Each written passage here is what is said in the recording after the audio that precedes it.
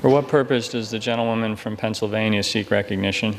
Mr. Speaker, by direction of the Committee on Rules, I call up House Resolution 172 and ask for its immediate consideration. Clerk will report the resolution. House Calendar number 11, House Resolution 172. Resolved that at any time after adoption of this resolution, the Speaker may, pursuant to Clause 2B of Rule 18, declare the House resolved into the Committee of the Whole House on the State of the Union for consideration of the bill H.R.1 to expand Americans' access to the ballot box, reduce the influence of big money in politics, and strengthen ethics rules for public servants and for other purposes. The first reading of the bill shall be dispensed with.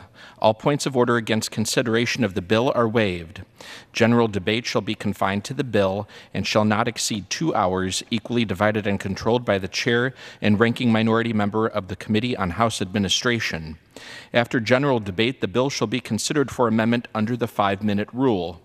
In lieu of the amendment in the nature of a substitute recommended by the Committee on House Administration, now printed in the bill, an amendment in the nature of a substitute consisting of the text of Rules Committee Print 116-7, modified by the amendment printed in Part A of the report of the Committee on Rules accompanying this resolution, shall be considered as adopted in the House and in the Committee of the Whole.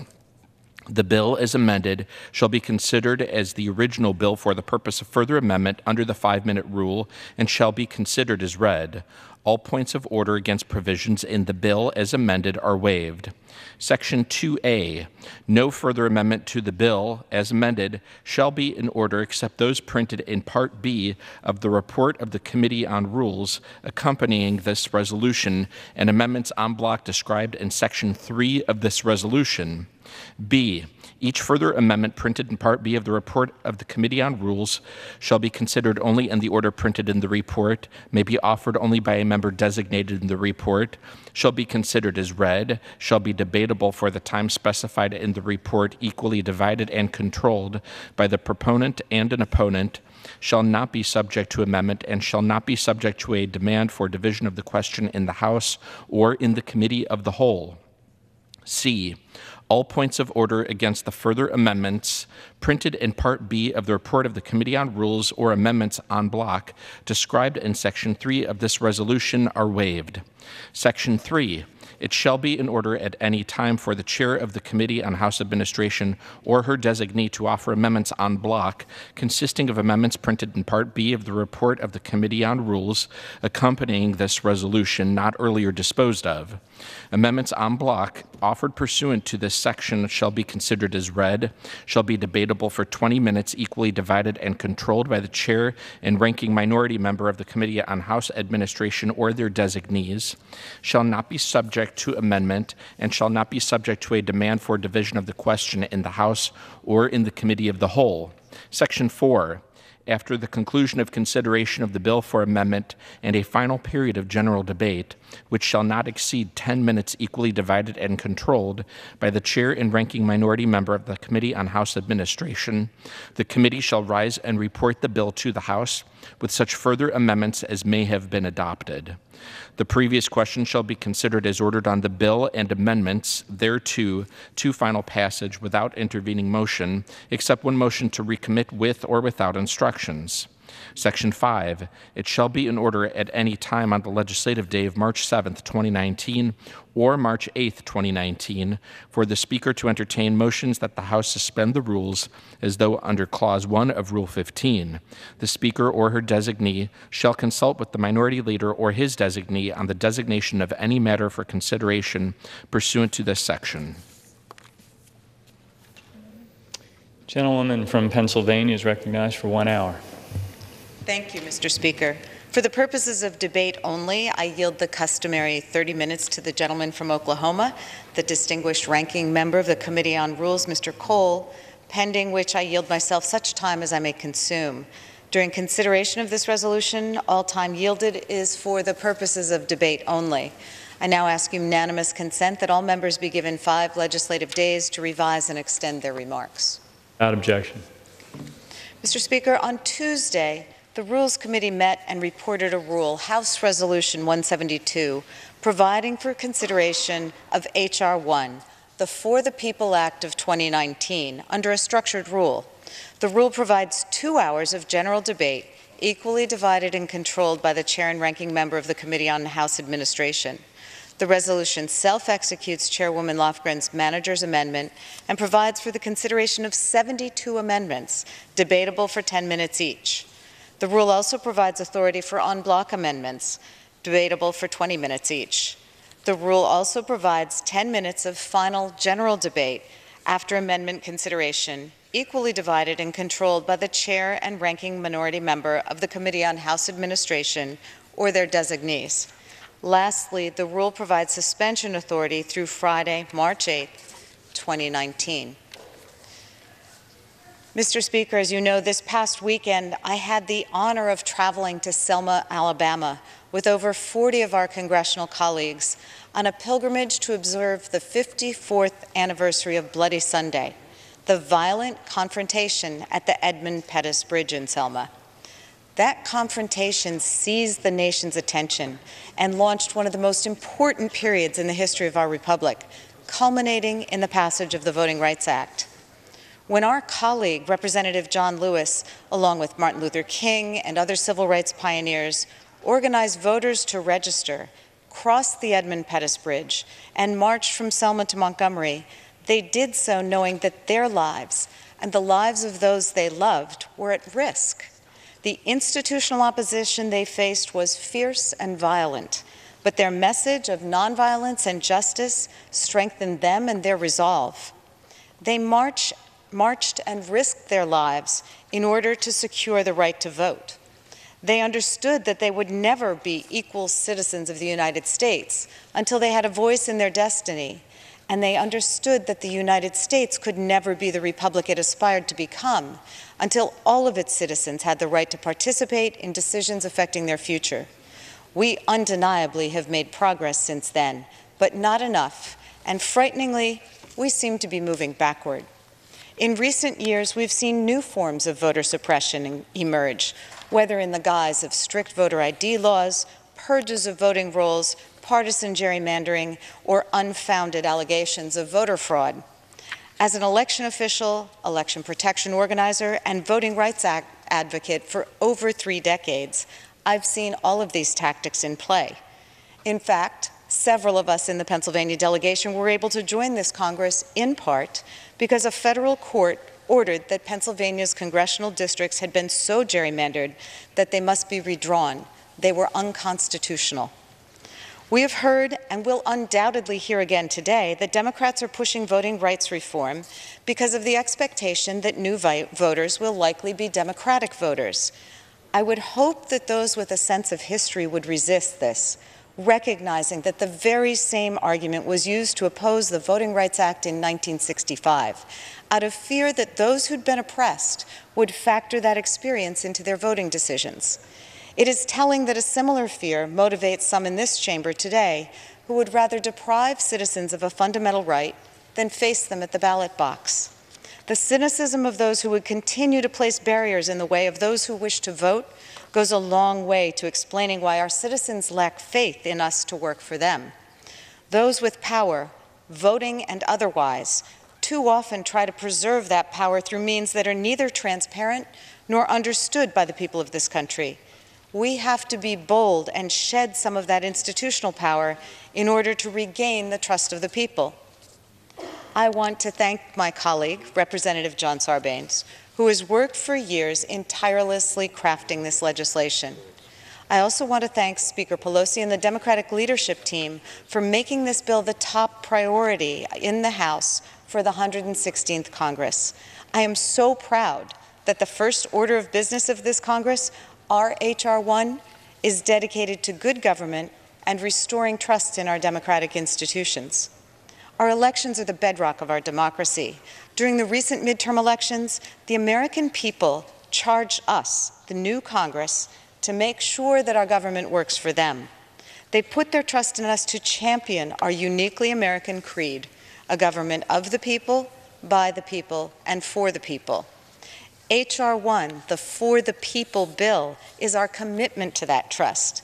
This reform package will address many of the barriers to democracy that prevent too many eligible voters from having their voices heard, including our seniors, communities of color, service members, college students, those with disabilities, and low-income families. But it's up to us to see it through. I'm immensely proud to be part of a caucus that's prioritizing legislation that the people are asking for. Legislation that will protect the right to vote for every American and ensure clean and fair elections, that will end the dominance of big money in our politics, and that will crack down on corruption to make sure that public servants put the public interest first. Recent polls have found that many Americans do not vote because of difficulty registering or accessing their polling places, and that Americans are really concerned about the ethical standards of their elected representatives and government officials, and equally concerned about the influence of special interests and corruption in Washington. Mr. Speaker, the Democratic majority takes what the people are asking for seriously. This is a bill that addresses their concerns and resets our democracy so that it works for the people, not special interests. H.R.1 will make it easier for eligible Americans to vote. Allowing and enabling Americans to vote should not be a divisive, partisan issue. Our nation can only stand to benefit when all eligible voters have a voice. The very fact that my colleagues on the other side of the aisle have greater electoral success when fewer people turn out to vote is not just a stain on our democracy, but a direct threat to it. Automatic voter registration will make it easier for young adults and working families to make sure that they're not left out of the process due to issues with registration. This bill will make critical fixes to voter purging policies that have disenfranchised millions since Section 4 of the Voting Rights Act was struck down by the Supreme Court in Shelby versus Holder. Over 4 million more names were purged from voter rolls after that decision came down than they were in the years before. These purges affected poor and minority communities at a vastly disproportionate rate, further marginalizing people who already face significant institutional barriers to voting. Election security has been a bipartisan concern across the country for years, and H.R.1 will make considerable investments to ensure our elections are secure, independent, and free from foreign interference. Empowering the Election Assistance Commission will allow states to get the funding they need to upgrade or improve their election infrastructure, and improvements in election administration will help protect voting systems from cyber threats. Election infrastructure is critical, and this bill finally recognizes the role that Congress must play in protecting our elections. A specific priority of mine that I'm excited to see included in the bill will make it easier for persons with disabilities to participate in the electoral process. For too long, individuals with disabilities have faced barriers that prevent them from participating in our democracy at the ballot box.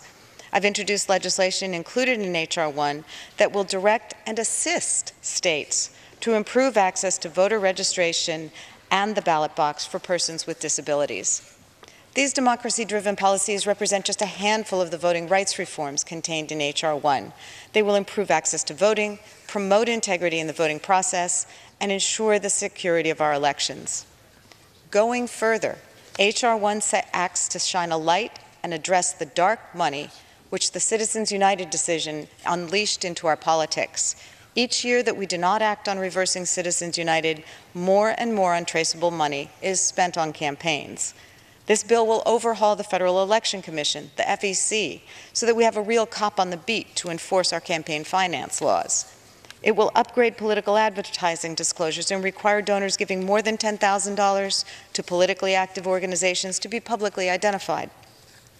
Simultaneously, this bill seeks to empower everyday Americans by creating a small dollar match system that will bring more people into the conversation while reducing the impact large donors can have on any one campaign.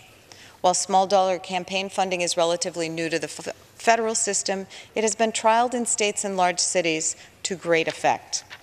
I'm proud that H.R.1 also includes a bill that I drafted to keep presidential inaugural funds from becoming shadowy slush funds or opportunities for dark forces, whether foreign or domestic, to influence our government. The bill will prohibit donations to inaugural funds by foreign nationals or corporations, ban personal use of inaugural funds by a candidate, and require disclosure of all donations and disbursements. H.R.1 will also help restore voter confidence in our democracy by codifying ethics standards for all three branches of government. The bill requires the development of a code of ethics for Supreme Court justices, mandatory recusal of presidential appointees from matters which concern the President, and increased enforcement of the registration of foreign agents.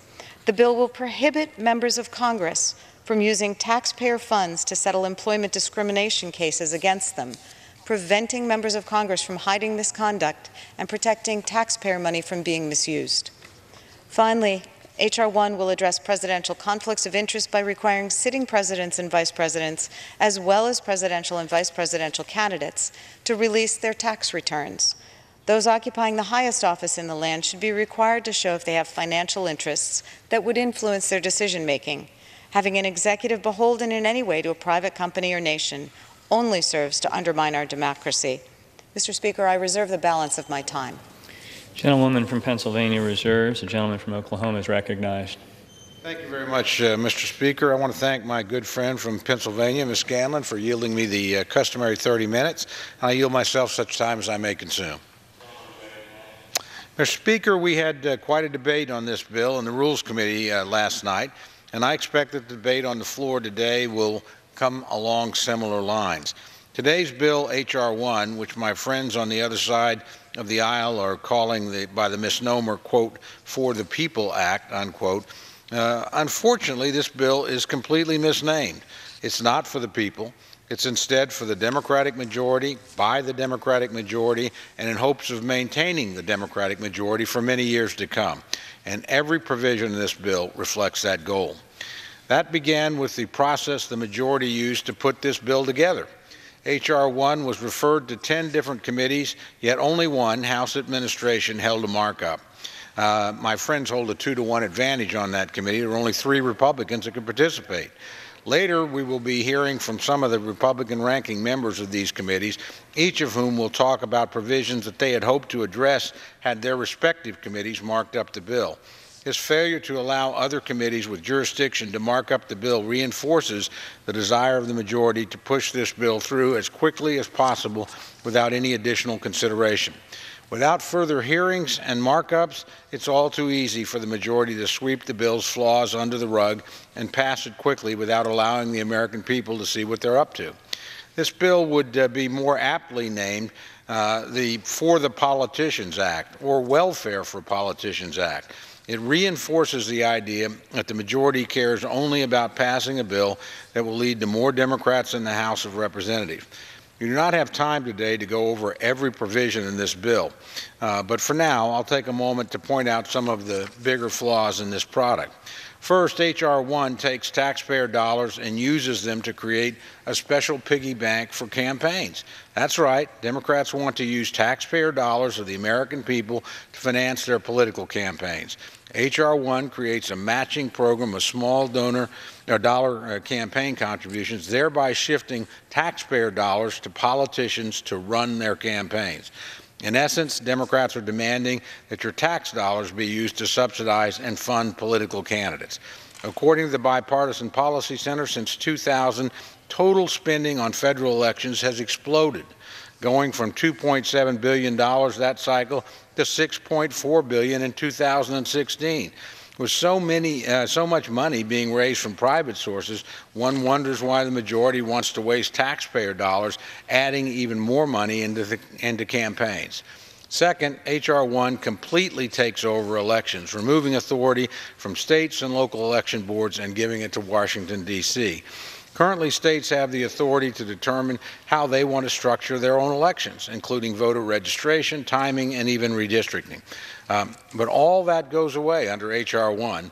States would no longer be able to set voter registration requirements, nor hold elections where and how often they want, nor reapportion voters into appropriate districts. Instead, under H.R. 1, Washington, D.C. takes over all these functions. I doubt any Secretary of State or Supervisor of Elections in America supports this federalization of the election process. In fact, last night at the Rules Committee meeting, Mr. Speaker, I entered into the record a letter from the Oklahoma State Election Board opposing H.R. 1 on precisely these grounds, and I would like to enter that to the record again today. Thank you. I would also point out that in the case of redistricting, if the state can't reach a resolution, H.R.1 hands over the redistricting function to an unelected federal court here in Washington, D.C. Everywhere you look, this bill represents an erosion of traditional state authority and a power grab for Democrats here in Washington. Perhaps even more egregiously, the bill places limits on freedom of speech, criminalizing actions that we would currently describe as mere advocacy for candidates. Not since the Sedition Act of 1798 has the federal government tried to pass something that tramples so heavily on freedom of speech as H.R. 1. The bill is so bad in this regard that even the American Civil Liberties Union is opposing it, which is a perfect illustration of just how bad H.R. 1 really is. Mr. Speaker, I could go on and on. Everywhere you look, H.R. 1 fails to do what the majority has promised. They promised it's to be about returning power to the people, but instead this bill only gives power and money to Democratic politicians. It takes away authority from the states and gives it to the federal government. It wastes taxpayer dollars on political campaigns and weakens the voting system and limits freedom of speech. In sum, Mr. Speaker, I cannot imagine how any member can stand up with a straight face and support this bill. With that, I urge opposition to the rule, and I reserve the balance of my time. Gentleman from Oklahoma reserves his time. Gentlewoman from Pennsylvania is recognized. Thank you, Mr. Speaker. I yield 2 minutes to the gentlewoman from Florida, Ms. Castor. Gentlewoman is recognized. Well, I thank the gentlewoman from the Rules Committee for yielding the time. I rise in support of the For the People Act, H.R. 1, and the rule. We promised the American people, and our neighbors back home have urged us on to strengthen America's ethics laws, to fix our broken campaign finance system, and empower American voters. Now, I represent the state of Florida, and you better believe that we've got to protect access to the ballot box, ensure the voting rights of everyone, and count every vote. I want to thank the Rules Committee for including a bipartisan amendment that I have worked on to address the abuse of zombie campaigns. Many folks don't understand this, but sometimes members who retire from Congress keep their campaign accounts and they live on for decades, hence the title zombie campaigns. They oftentimes will misuse the unspent campaign funds. And it is wrong for campaign accounts to live on forever, and we're going to address that abuse as well. This bill has important reforms that strengthen American democracy, root out corruption, and ensure that our government here in the United States of America works for the people. I urge a strong bipartisan vote and yield back the balance of my time. Gentlewoman. Of my time. Gentlewoman from Pennsylvania reserves her time. Gentleman from Oklahoma is recognized. Thank you, Mr. Speaker. I yield 1 minute to my good friend, distinguished gentleman from Oklahoma, Mr. Lucas. Gentleman's recognized. Thank you, Mr. Speaker, and I thank the gentleman for yielding. And I rise in opposition to the resolution for consideration of H.R. 1. H.R. 1 includes provisions that fall under the jurisdiction of the House Science, Space, and Technology Committee, of which I'm ranking member. Buried in the 600-page bill are requirements that would greatly expand the role of the National Institute of Standards and Technologies, NIST, in the election security. NIST is an important agency under our committee's jurisdiction. NIST also plays an important non-regulatory role, providing guidance to state and local governments to help ensure that election results are secure and accurate. Keeping our elections safe from cyber attacks and fraud is not a partisan priority. It is a priority for all of us. Unlike the more partisan parts of H.R. 1, I believe that if we have been given a chance on the committee, Chairwoman Eddie Bernice Johnson and I would have been able to come to an agreement on bipartisan legislation to update NIST's election security activities. However, the Democratic leadership has rushed this legislation to the floor without giving our committee an opportunity to even hold a single hearing on the bill. NIST provided Quite simply, Mr. Speaker, all of the issues raised in the responses from NIST were ignored. The opportunity to have a hearing on this subject matter in the committee was ignored. I urge my colleagues to vote against the rule and the underlying bill. We can do better. Yield back, Mr. Chairman. The gentleman Gentleman from Oklahoma Reserve. Gentleman from Oklahoma Reserve. Gentlewoman from Pennsylvania is recognized. Mr. Speaker, I yield 2 minutes to the gentleman from Rhode Island, Mr. Cicilline. Gentleman's recognized. Mr. Speaker, I rise in strong support of the rule and, of course, in support of H.R.1, the For the People Act, which would provide the most significant reform to our democratic system in decades. This landmark legislation represents the fulfillment of a promise to the American people to restore our democracy by expanding access to the ballot, reducing the corrupting influence of corporate money in political campaigns, and restoring ethics, integrity, and transparency to government. We live in a time in our nation's history where Americans have a deep sense that government does not work for them, and they're right. That cynicism is caused by policies that respond to the voices of the rich and powerful while ignoring those of ordinary Americans, and practices that seek to reduce and restrict participation in our electoral process. Americans are sick and tired of corruption and mismanagement here in Washington, and they elected us with the expectation that we'd take real steps to clean up the mess and return power to the people of our great country. H.R.1 provides us with the opportunity to do this by offering the most sweeping reforms to our democracy since Watergate. And it makes real strides in rooting out corruption, strengthening voting rights, and restoring government by and for the people. And I want to particularly thank you, Mr. Speaker, for your extraordinary leadership in shaping this bill and drafting it and working with our colleagues all across the caucus and producing this product. H.R.1 includes the Disclose Act, which I introduced to shine a light on unlimited corporate spending that has overrun our elections. Without fixing our broken campaign finance system and taking power from the powerful special interests and returning it to the people of this country, it will be almost impossible to make progress on the other issues that are important to the American people. The Disclose Act will require organizations that spend money on elections to promptly disclose donors who give $10,000 or more during an election cycle and prevent political operatives from actions meant to conceal the identity of donors.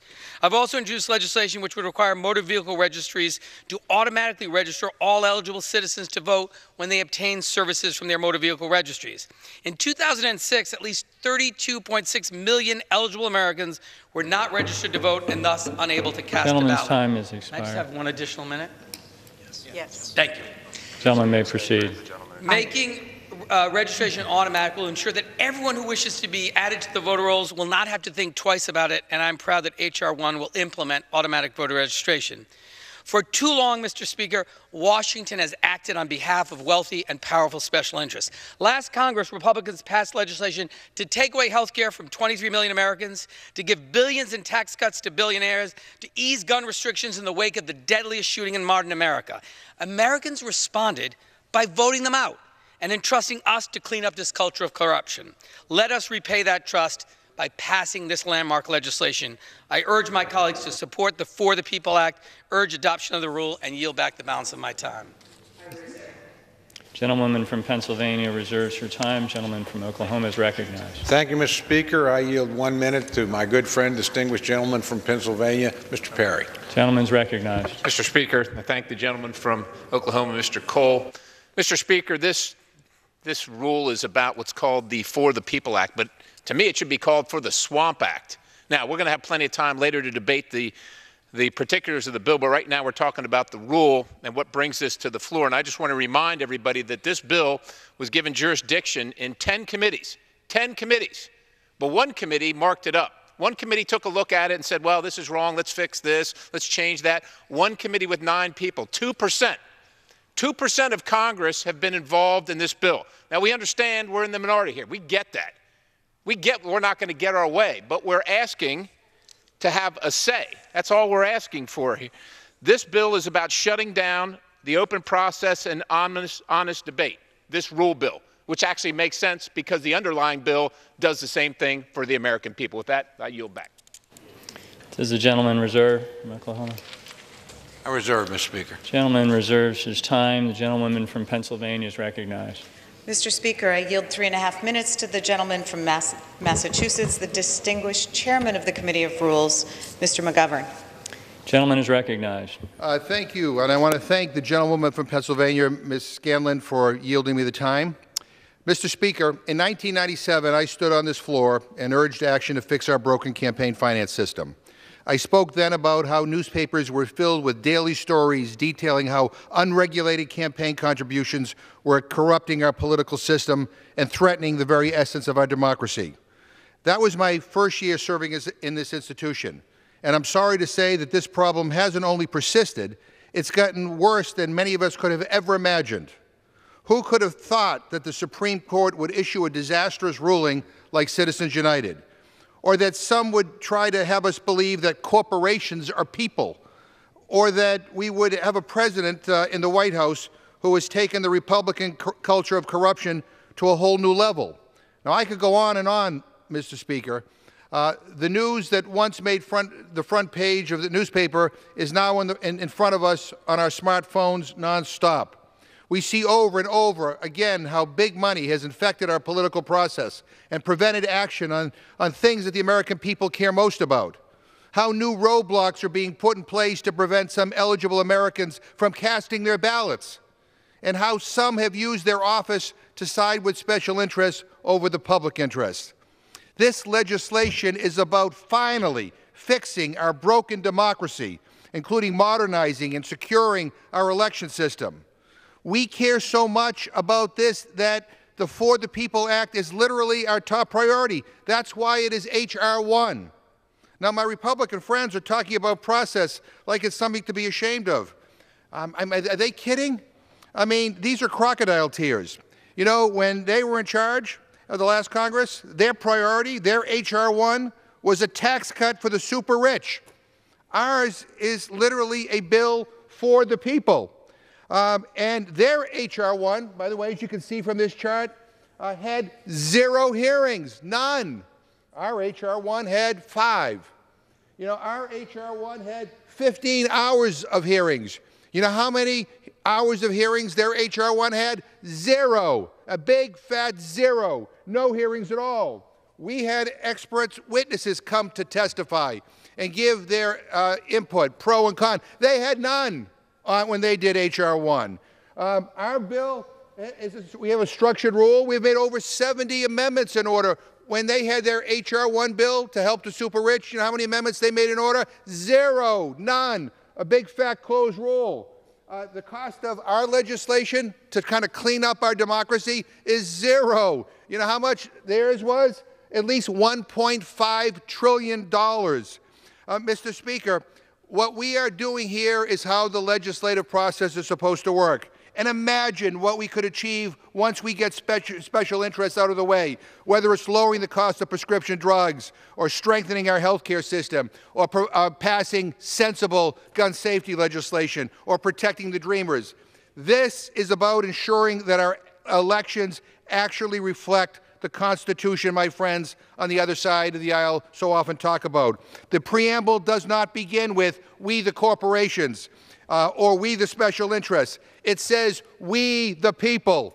So I urge all of my colleagues to join with the majority in supporting this rule and the underlying legislation so we can finally put our government back in the hands of the people. I yield back the balance of my time. Does the gentlewoman reserve? Yes. Gentleman reserves. Members are reminded to refrain from engaging in personalities toward the President. The gentleman from Oklahoma is recognized. Thank you very much, Mr. Speaker. I yield 1 minute to my good friend, distinguished Republican ranking member on the Committee of Oversight and Government Reform, my friend Mr. Jordan from Ohio. Gentleman is recognized. Thank you, Mr. Speaker. I want to thank the gentleman for yielding and thank him for his service on the Important Rules Committee as our ranking member and his years of service in the Congress and on that particular committee. Much of this grab bag of Democratic Party favors in this bill are entirely unrelated to each other. How, for example, does imposing unfunded federal mandates on state administration of elections relate to mandating the President divest from business holdings? The House Administration Committee is the only committee to mark up this legislation. However, the House Administration only marked up the portions of the bill that were in their jurisdiction. The amendment in the nature of a substitute was 447 pages. The rules print was 622 pages. The Oversight Committee had substantial jurisdiction of this legislation. We sent a letter to the chairman asking for a markup. We got a letter back from him saying we would do that after the vote on the bill. Now, how the heck does that work? How the heck does that work?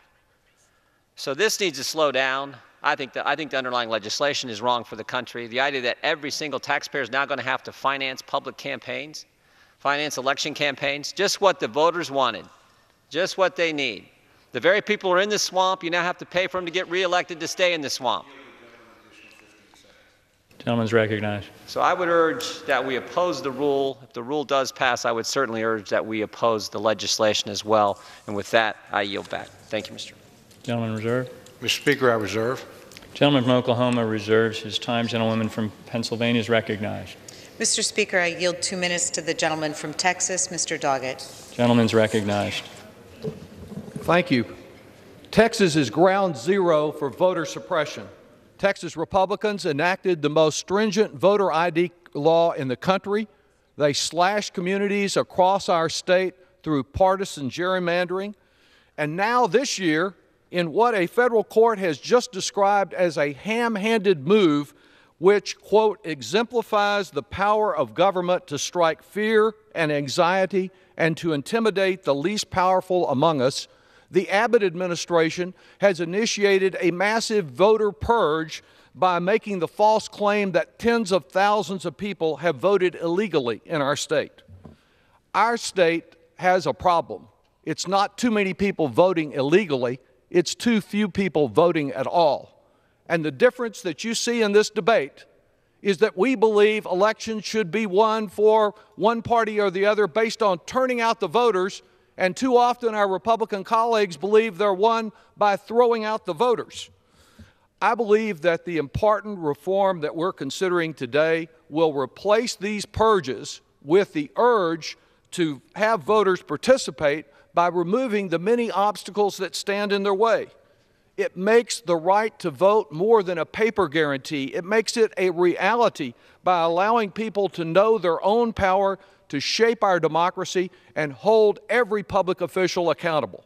For the people means stopping the steady Trump erosion of our democracy by empowering the people to make their voices heard. I am so pleased that this legislation includes a provision that I authored to ensure that we seek the business tax returns as well as the personal individual returns of candidates for president. Now, this particular amendment is directed not specifically at Mr. Trump, but his conduct underscores why we must require it. He had his personal law firm review his tax returns, and they awarded him an all clear from any Russian connection. They noted, do you have an additional minute? Yes. They noted that he was the sole or principal owner of 500 separate business entities that stretch from Azerbaijan to Miami. And they gave him an all clear upon which he asked us to rely, without noting that the same firm had proudly boasted that it was, quote, the Russia law firm of the year. Some of us believe we need a little more credible source to review his conduct, but not just his conduct, that of anyone for either party that aspires to be the most powerful person in the entire world. Even President Nixon invited the Joint Committee on Taxation to review his tax returns, explaining that the people have got to know whether their president is a crook, something very relevant to our times. Candidates who cannot meet the very low Richard Nixon standard have no right to our highest office. If left untouchable and unreachable without exposure to sunlight, we will find business tax returns hide the darkest secrets. It is good that we have a strong act demanding disclosure of those returns. I yield back. So, gentlewoman reserve. Gentleman from Pennsylvania reserves her time. Gentleman from Oklahoma is recognized. Thank you very much, Mr. Speaker. I yield 1 minute to my good friend, fellow member of the Rules Committee and classmate, the gentleman from Texas, Mr. Burgess. Gentleman's recognized. I thank the gentleman for yielding. Mr. Speaker, just a little over 2 years ago, President Trump stood on the west front of this Capitol and pledged to dedicate his administration to taking care of the forgotten men and women in this country. This bill does not take seriously the plight of those forgotten men and women. It does take seriously the plight of protecting Democratic incumbents and candidates. Look, this bill can't become law. It's never going to pass in the Senate. It's never going to be signed by the president. But it's important to talk about it because it reveals the agenda of the Democratic majority here in the House of Representatives. This bill, things like the Green New Deal, things like a massive single-payer health care system, and it's pretty clear. Democrats don't care about the economy. They don't care about the middle class. Every election I've been in, people talk about rebuilding the middle class. My gosh, Donald Trump has rebuilt the middle class. But you don't care about that. You don't care about jobs. You don't care about what people earn in those jobs. Otherwise, you wouldn't be opening the borders the way you are. You care about your own power. You care about maintaining your own power. It is our job to notify and magnify what is going on with the Democratic leadership in this House of Representatives. That's why I'm speaking out about it today. I yield back. Gentleman reserve. The gentleman from Oklahoma reserve. Thank you, Mr. Gentleman from Oklahoma reserves his time. Gentlewoman from Pennsylvania is recognized. Mr. Speaker, I yield 3 minutes to the gentleman from Maryland, the distinguished member of the Rules Committee, Mr. Raskin. Gentleman is recognized. I want to thank Ms. Scanlon for this time. Our friends across the aisle are nothing if not courageous. They've got the brazen temerity to raise the question of process after running the most closed Congress in the history of the United States of America, the most closed House of Representatives anyone's ever seen. Let's compare their H.R.1 when they got started with our H.R.1. Well, theirs was filed, marked up, and passed in 2 weeks with no hearings, no amendments made in order, and no expert testimony at all. Our H.R.1 was filed on the first day of the new Congress for all of the public to read. There have been hearings in 5 different committees with over 15 hours of expert testimony, culminating in a full committee markup in House administration. 60 days later, we're now on the floor for consideration in an open and transparent way. So you think they would have the decency not to raise the question of process after running the House of Representatives like King Kong over the last 2 years, but the people who ran it like King Kong now want to turn it into a Quaker meeting house somehow. They should be thanking us for the openness of our proceedings.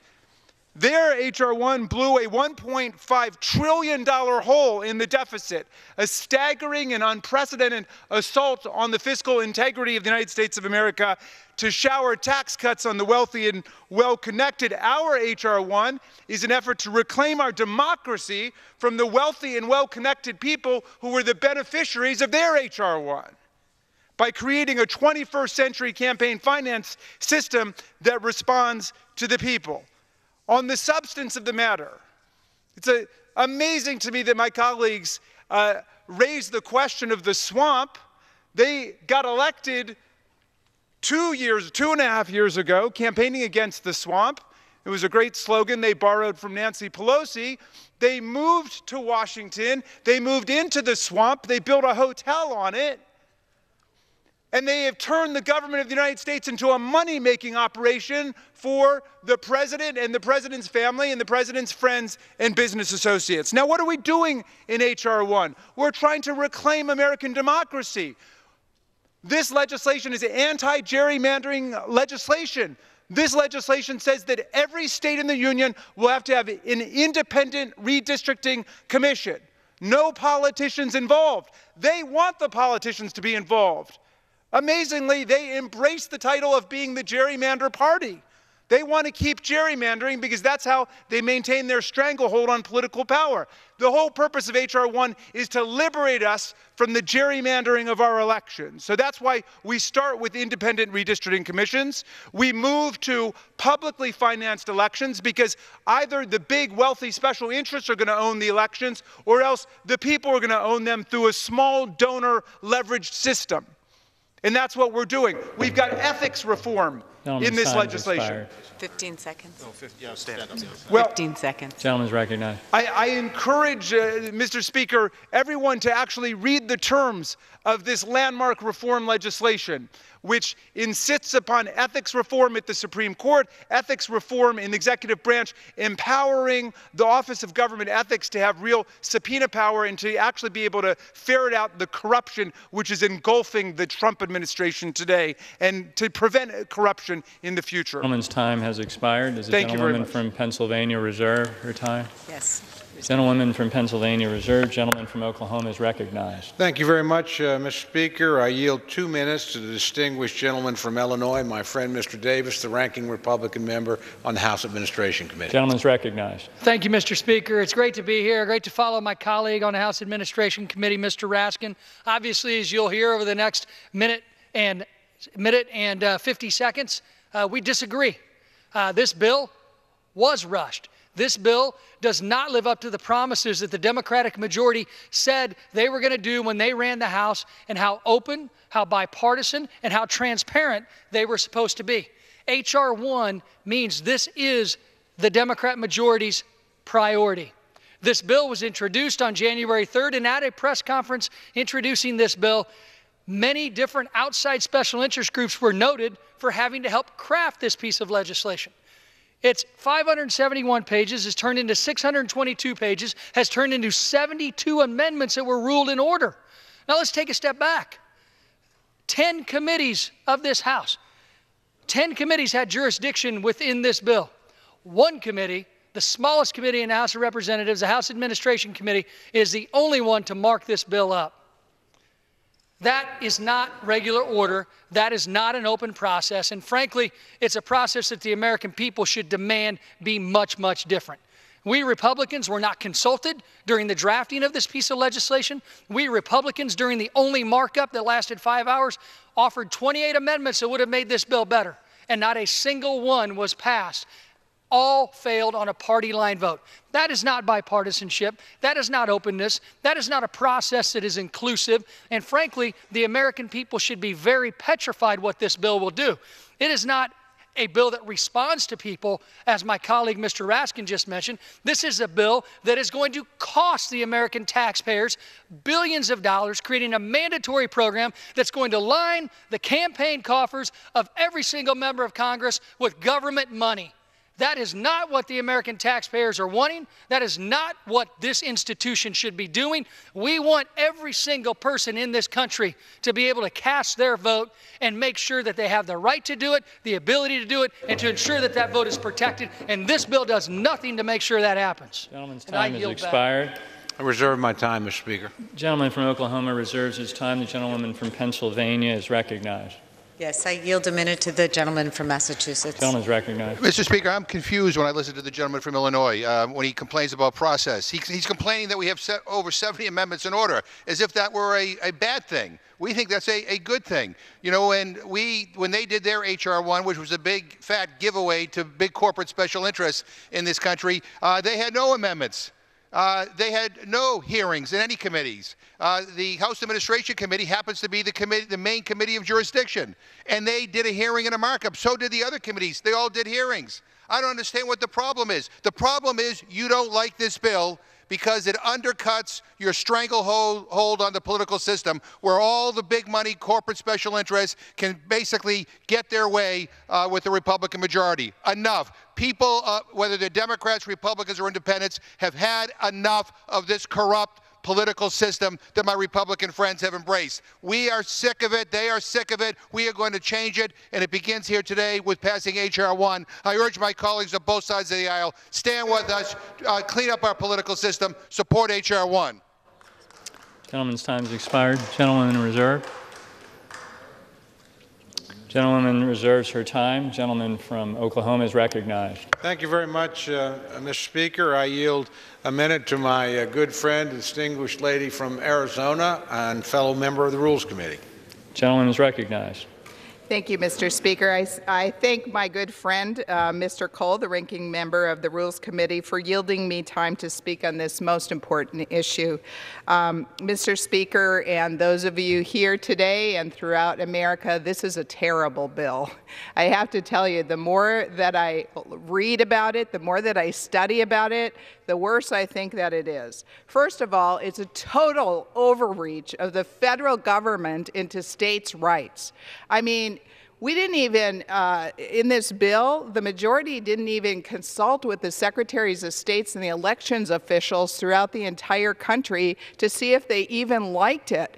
And so you're mandating on the states how they should run their elections. Not only that, it's mandating to the states how they should run redistricting. Now, in the state of Arizona, the voters of Arizona set up a redistricting commission and determined how it should be run. But in this bill, it says, no, it shouldn't be up to the state. It shouldn't be up to the voters. We know better here in Washington, D.C., how to do your business. A total overreach. 15 seconds. Gentleman's recognized. Thank you. The worst is that it subsidizes politicians with public money, a 6-to-1 matching ratio, giving millions, billions of more dollars to candidates. You know, my constituents don't want to see any more of those TV commercials at all. No more signs, no more robocalls. This bill would add more money to those nasty things. Gentleman's time has expired. I yield back. Gentleman reserves. Gentleman from Pennsylvania is recognized. Certainly. I'd like to inquire if the gentleman from Oklahoma has any more speakers. I'd advise the gentlelady I do have more speakers. So I'm not yet prepared to close. I would reserve then. The gentlewoman from Pennsylvania reserves. Gentleman from Oklahoma is recognized. Thank you very much, Mr. Speaker. I yield 2 minutes to distinguished ranking member, Republican ranking member on the Financial Services Committee, my good friend, the gentleman from North Carolina, Mr. McHenry. Gentleman's recognized. Well, I thank the Republican leader on the Rules Committee for yielding. It's unfortunate that we're here today to debate a bill like this. This bill is nothing more than a partisan power grab. That is the sum and substance of what has been offered here as H.R.1. This is about the priorities of Democrats in the House. And the priorities of Democrats in the House is to change our election laws in such a way as to benefit their party and hurt the American voters and the will at the ballot box.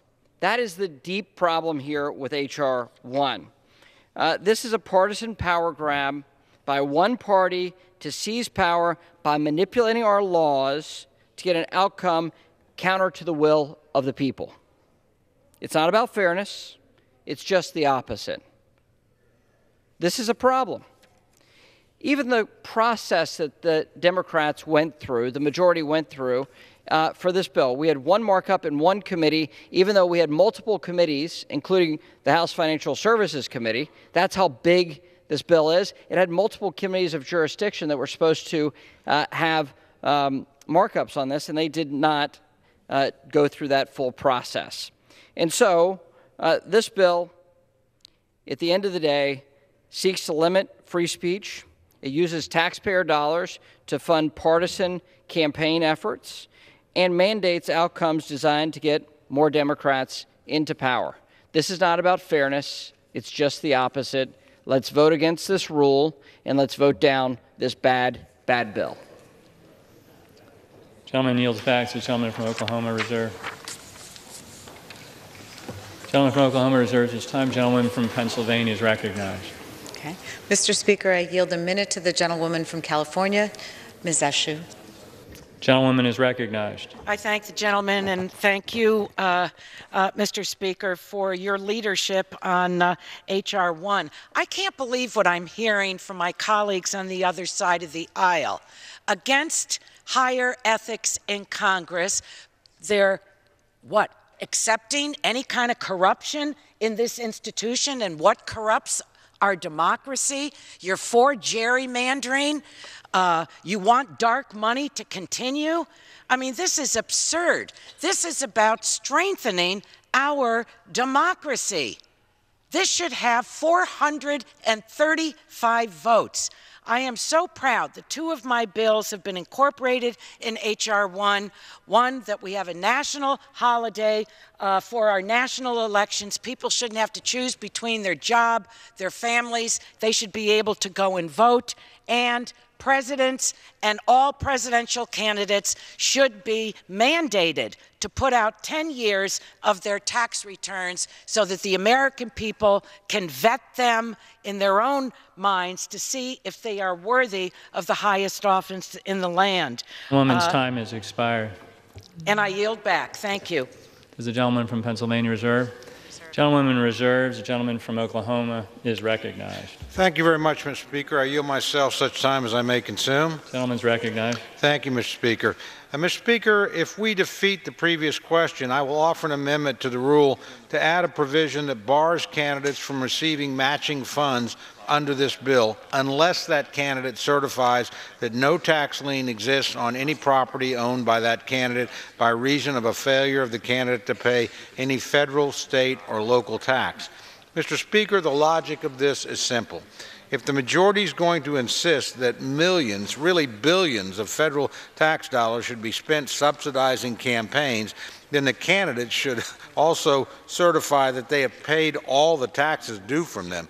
And if a candidate has a tax lien against them, they should not receive taxpayer dollars to subsidize their campaigns.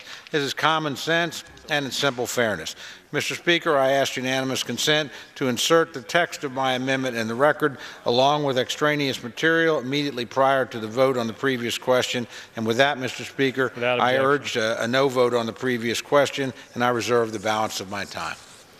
Gentleman reserves. The gentlewoman from Pennsylvania is recognized. I am inquiring again if the gentleman from Oklahoma has any more speakers. To the gentleman, I am prepared to close. Thank you very much. Okay. Okay, so then I would reserve my time, and I'm prepared as Gentlewoman from Pennsylvania reserves her time. Gentleman from Oklahoma is recognized. Thank you very much, Mr. Speaker. Mr. Speaker, in closing, I obviously yield myself the balance of my time. I urge opposition to this rule and the underlying measure. The majority has brought up a misnamed bill that instead serves only to preserve its own power. H.R.1 will create a taxpayer-funded ATM to waste federal dollars on political campaigns. Let me say that again, to waste federal dollars on campaigns. This will inject, my friends are worried about the power of money, they're injecting billions of new taxpayer dollars into this. And not only that, the taxpayer has no say in where those dollars go. They don't get to pick a candidate or whatever, we're just going to willy-nilly have their dollars support candidates that they may or may not agree with. And this doesn't only apply to Democrats and Republicans, there are fringe candidates that will get funding under this too. Candidates, quite frankly, that would probably embarrass my friends and ourselves. So I think this is an enormously misguided idea. It'll take over elections and voter registration from states and transfer power to Washington. Let me say that again. My friends are voting to literally turn over the state election operations of 50 separate states and federalize them. They haven't talked to very many secretaries of state. I think there was only one that actually was allowed to testify in opposition to this bill. Instead, we're going to foist off billions of dollars in unpaid mandates on every state in the country so my friends can continue this misguided effort to alter the political landscape of the greatest republic and democracy in the world. This bill will weaken voting systems and weaken enforcement mechanisms that guard against fraud, and it will undermine Americans' fundamental First Amendment rights. Mr. Speaker, I would strongly urge my friends on the other side to reconsider their course of action. This bill is not going to be heard by the Senate.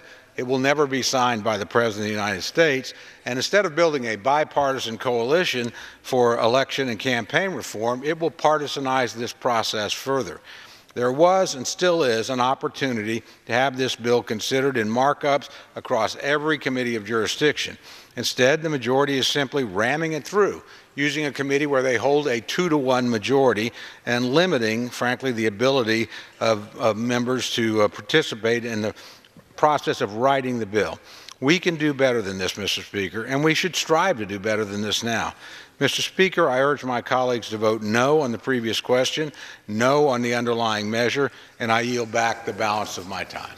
The gentleman yields back his time. The gentlewoman from Pennsylvania is recognized. Mr. Speaker, the reforms in H.R.1, the For the People Act, will remove barriers to our democracy that drown out the voices of too many Americans. H.R. 1 will put the people back in charge. These reforms will bring about systemic change, which in turn will lead to policy outcomes that improve the lives of all Americans. From lowering the cost of prescription drugs, to rebuilding our nation's infrastructure, to raising wages and creating better job opportunities, each of these policies require the voice of the people to be fully heard and respected. They all rest on fixing our broken democracy. We've heard the call for change from our friends, neighbors, and constituents. That's how I got here, and how so many of my colleagues did too. And to those people who voted for such historic change, know that Democrats hear you, and we're ready to give you the government you deserve. Crossing the Edmund Pettus Bridge in Selma last weekend was a poignant reminder that change does not come quickly, and it certainly does not come easily. Heroes like Representative John Lewis remind us of the sacrifices that were made in order to preserve our uniquely American creed of the people, by the people, and for the people. H.R. 1 is the top priority of Democrats because it will strengthen the very core of our democracy. It is the mandate with which we were trusted by voters this past November, and it's the first step in restoring faith in our institutions. I urge all members of this House to support this rule to show that you want big money out of politics. Support this bill to show that you believe voting should be made easier, not harder, for eligible voters. And support this rule to show that you believe those elected to public positions deserve to be held to the highest possible ethical standards. In the words of our esteemed colleague, Representative Lewis, the fight to vote is precious, almost sacred. It is the most powerful, nonviolent tool or instrument that we have in a democratic society. To the American people, we hear you.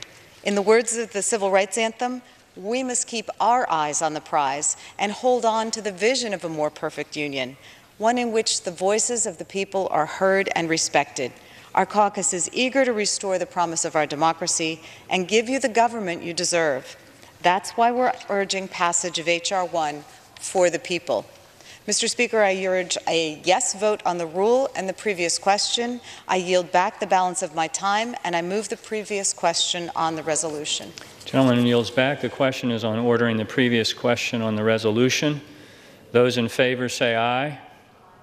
Those opposed, no. In the opinion of the chair, the ayes have it.